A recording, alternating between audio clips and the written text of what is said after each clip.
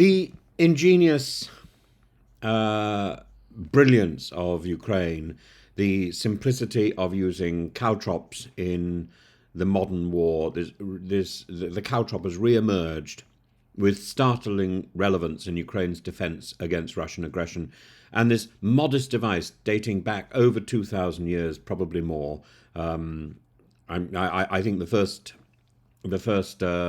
use of it, or the description, is of a crow's foot, which was used in 331 BC by the Persian forces to impede Alexander the Great's cavalry and victory. And though Alexander outmaneuvered them, the device left a lasting impression, was adopted by Hellenistic monarchies, and later brilliantly by Rome. The Romans deployed caltrops effectively, including at the Battle of Nisibis in 217 AD, where they crippled the Parthian cavalry. In other words, turning the very same device back on the Persians. And throughout history, caltrops transition from disabling chariots and war elephants to impeding vehicles.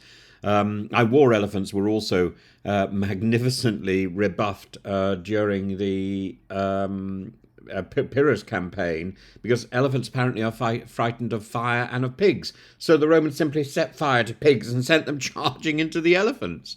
The Romans were lethal, and they would use the same tools back against the enemy, much like Ukraine is doing. Ukraine is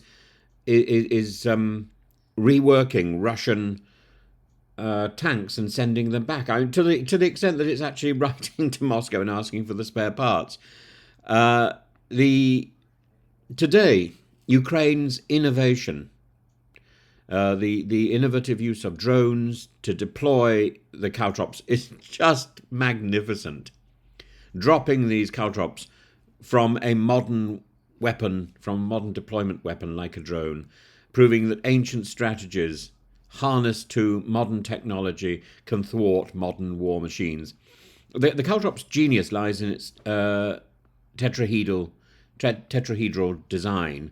Whichever way it lands, one spike always points upwards, and the simple geometry punctures tires, maims personnel, immobilizes vehicles. In its passive nature, requiring no upkeep, no advanced technology, makes it a timeless area denial weapon.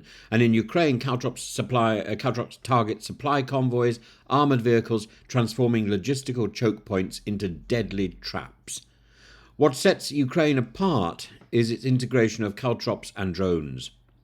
And Ukrainian forces use drones to scatter caltrops across Russian supply routes. The result: convoys halted mid-road, leaving them vulnerable to kamikaze drones. And this 1-2 punch epitomizes resourcefulness in modern warfare and the resourcefulness of Ukraine. Additionally, Ukrainian civilians and manufacturers have contributed to the war effort. Workshops that once crafted medieval armor now produce caltrops, showcasing national unity and creativity. Workshops that once produced tractors. And it's biblical, transforming your plows into weapons. The caltrops' impact extends beyond logistics.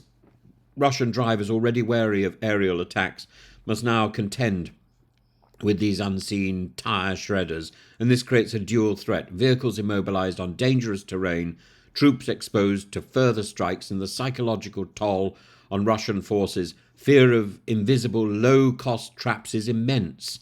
Trapping Russian troops in mud and mire. Despite their utility, caltrops raise post-war challenges, of course. Unlike modern mines, they don't self-neutralize. They pose risks to civilians, requiring extensive clearance efforts, and Ukraine's strategic use emphasizes minimizing civilian harm, yet the long-term implications of such weapons are a concern. But in Ukraine's struggle, the caltrop exemplifies the power of ingenuity. By repurposing an ancient weapon, Ukraine demonstrates how asymmetric strategies can counterbalance superior numbers and firepower, as for example in Finland in the Winter War. The integration of low-tech devices with high-tech delivery systems like drones, is a masterclass in adapting old tools for new challenges. The caltrop, this weapon, dismissed by history books, or almost unmentioned in Roman documents, but remembered by battlefields, has found its renaissance in Ukraine. It reminds us that in warfare, brilliance often lies not in the sophistication of a weapon, but in the creativity of its use.